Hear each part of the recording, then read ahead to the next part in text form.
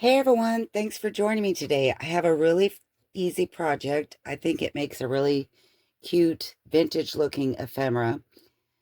I saw the other day on a online auction, a lady had some things that looked similar to this, and that's what inspired this. And it opens up and there's paper inside that you can write on, and the front and back are also paper. You can write on those, but the front and back also is laminated. So only the inside of those of the covers can be written on. And then there's several pages. And what it is, no one knew what it was, not even the seller. But someone finally said, "Hey, that's a celluloid notebook." And I will put that word on the screen so that if anybody watching knows or has actually had one in their hand, let me know, because I have Googled it and researched it and different things trying to find out what the paper is like that they write on. Is it like the cover where one side has the celluloid on it, or is it, I don't know. But this is just how I did it because, of course, I don't have celluloid. That is, from what I can understand, similar to what we call cellophane today. Um, and anyway, they would carry it in their pocket. And of course, the covers having the celluloid on them made it where they could carry it and use it multiple times and be able to take notes. And of course, they had a little pencil, look similar to the bullet pencils, attached to the little eyelet, and a little string, so they would just stuff it in their pocket, and they had a notepad with them all the time. So that is what I was going for when I created these. And as you can see, I come up with all different sizes. I'm sorry for the background noise. I risked doing this video while my grandson was awake, and he's got him a toy now that makes all kinds of noise. Anyway, celluloid. And no, it's not the stuff on my legs. When I first saw that, I thought, well, shoot, I've got that. But no, that's not what it's talking about. It's something totally different. So I made some with the paper, and then I made some with no paper inside, just where the front and back could be written on. And I just think they will make really cute little inserts, vintage looking inserts into our journals.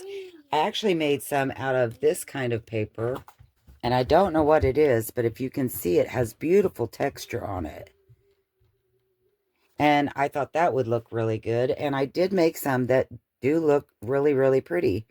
I did some little rub-ons and stamping before and these are the backs. See, I've kind of made them, kind of tried to make them look worn, and I'll show you how to do that part on these. Um, these are going to have to be put underneath something because, as you can tell, they're warping.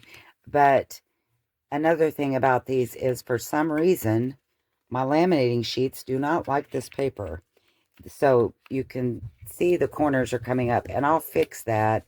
But I don't know. I'm not sure I'll be able to get them to lay flat enough that I can make a booklet out of it. But so that's those, and I'm not going to use this kind of paper today.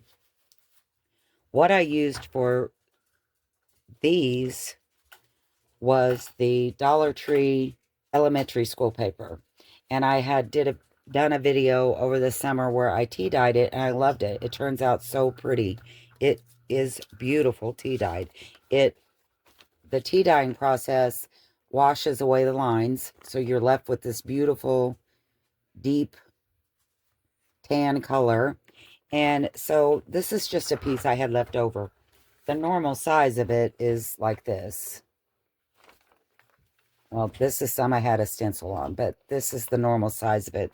And it is, not that this matters, doesn't have anything to do with it, 11.5 by 7.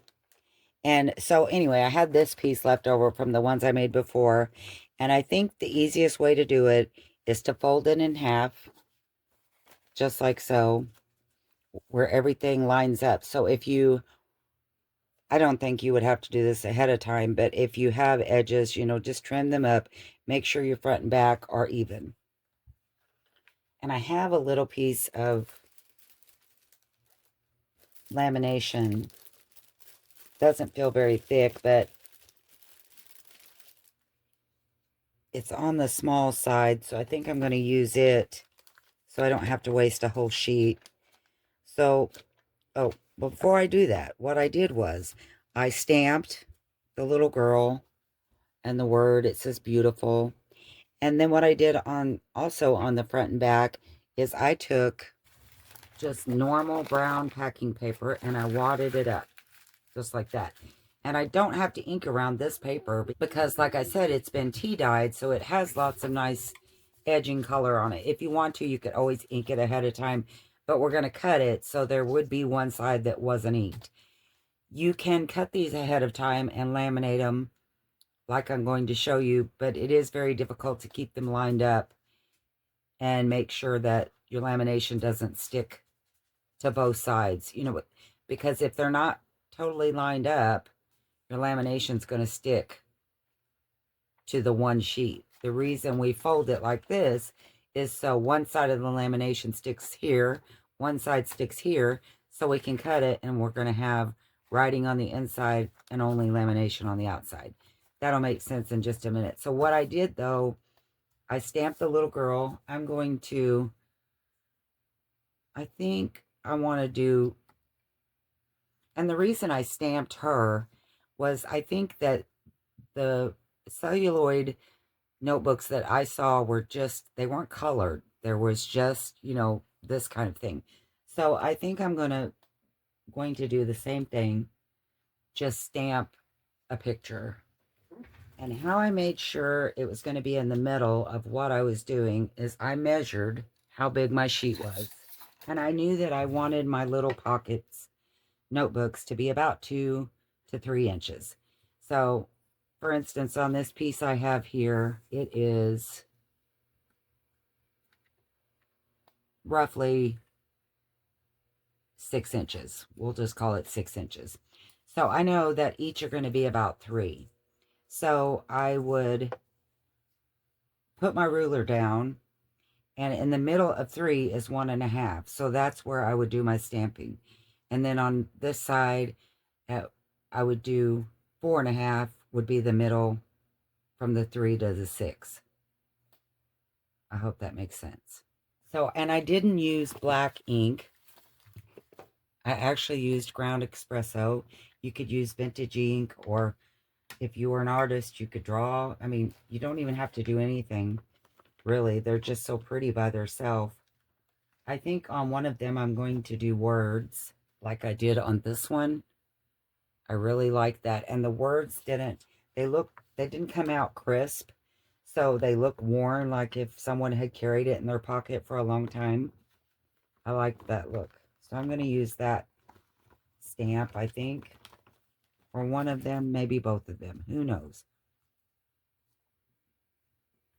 So, and this is not going to be exact. This is just about as precise as I'm going to get, though.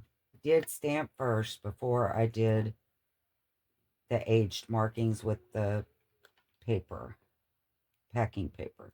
So I'm just going to try to get that as centered as I can.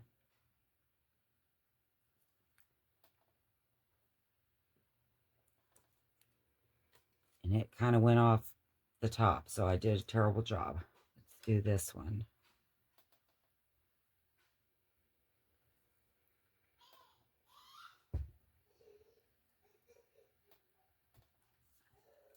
That one's a lot better. Of course, my these didn't come out, so I'm going to try to... Okay, all I did was make a mess. Okay, so I'm still going to show you how to do it on this piece of paper because I don't want to waste this paper, and I think that they're good enough. I mean, they're good enough. I would like them. I mean, I can still read everything it says, so I'm going to go forward. So I took my balled up packing paper and I just dipped it in the ink like that. And put it on my paper. I didn't even pay attention to where the words or the stamping was at, because I figured, when things get worn, it doesn't just get worn where there's no picture. So I tried to just go everywhere, and it's not wanting to pick up very dark this time. There it goes.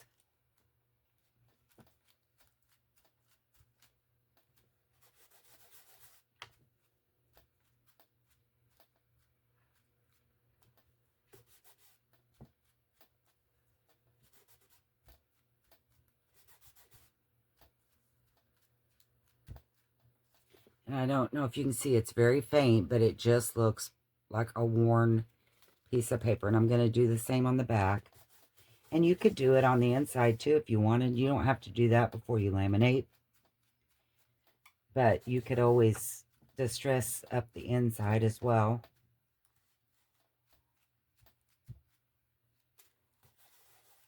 And this is just very subtle. And that's what I was going for, because I was just trying to make it look faintly worn from being in your pocket or whatever. So that's all I did with that. And I'm going to put it in my folder here.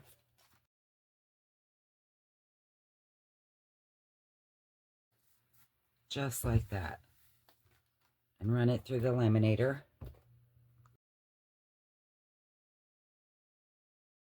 Just looking to make sure that it's sealed over the entire paper, and it looks like it has. If I had thought about it, something I could have done is taken a watercolor pencil and went over these letters, to make them, instead of trying to double stamp it, but, hindsight. So now what I do is I'm going to trim it, the top, not the whole thing, just the top a little bit where I can do my eyelet punch. And the reason I'm doing that first is I just find it's easier to keep it all lined up so that they are the exact size if we cut them at the same time and do all things while they're still bound together. I'm curious if they still make these little, if they still make, I'm sure they do, celluloid. I did try to Google that as well, and I didn't get very far to see what is it, can you buy it? I mean, I don't know, because they were just such cool little notebooks. I did look on Etsy, and eBay also has their real thing, the real McCoy, real deal, whatever you say. The little celluloid notepads, and I mean, they're not cheap. Okay, so now what I'm going to do is cut around. I'm not going to separate them yet. I'm just going to cut around the outside, cut off the lamination, and they should open up. Yeah, okay. So now I'm going to take my paper cutter and separate the two, because I'm not good with cutting a straight line with my scissors. I'm not very good at cutting a straight line with this thing, but we're going to give it a try. And then get it cut all the way through, so but I can at least see the line. So I'm just going to snip it like that. And then the tops are, of course, are still sealed. So I'm just going to take a tiny sliver off of the top.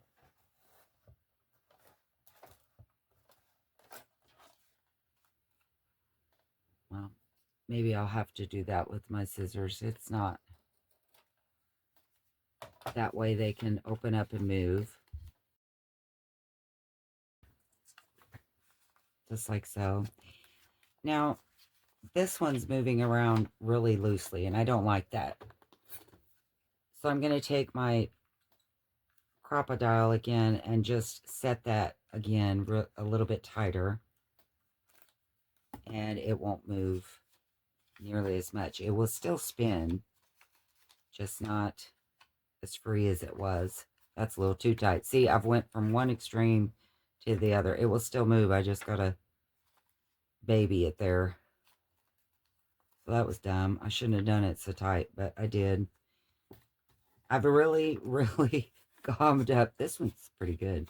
Really gommed up this tutorial, but at least it will give you the idea and then you can perfect it. You can make it look all kinds of good. Now, I liked around the corners. My normal corner rounder doesn't like it. This little one that came with the laminator works pretty good. And there it is. How cute is that? And I love how that back looks. I like doing that. I mean, really, you wouldn't even have to stamp anything on it. You could just use your packing paper as texture and make a really cool looking little piece. But I think there's a lot of things we could do with this. And I thought these are a little bit too wide, but I still like them. I think they're great writing spots. I could trim them down a little bit more, but I'm not going to. I like them how they are. And I'm going to take some tea-dyed string. It'd be cool to find one of those old bullet pencils, wouldn't it? And tie it on. Or just a little nub of a pencil even, and tie it on. But I'm going to use some tea-dyed string just to kind of finish off the look.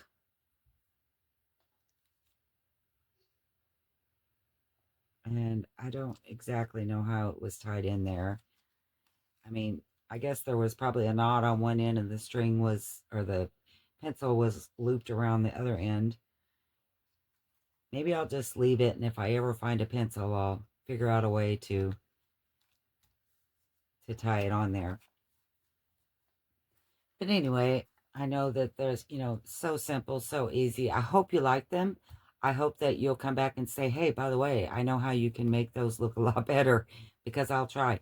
I know Lori will, because everything I do, she can do it 10 times better. But she's very detailed, and obviously I'm not. So I'm thinking on these here, if maybe rather than glue them, I might just, if I can get them to lay flat, I might sew around them and just make them little writing spots. Because even the back pieces, to me, by, using the packing paper to smush on there, I just think that give it a really, really pretty aged look. And I think they'll be really fun writing spots to add to the journals. And I'm going to use them for sure in some way. I probably should have waited to do the video until I was sure about what kind of papers went inside, refine the process a little bit better. But I was really hoping that somebody out there has already done this and can give me some tips. Anyway, thank you for watching, and I'll see you next time. Bye.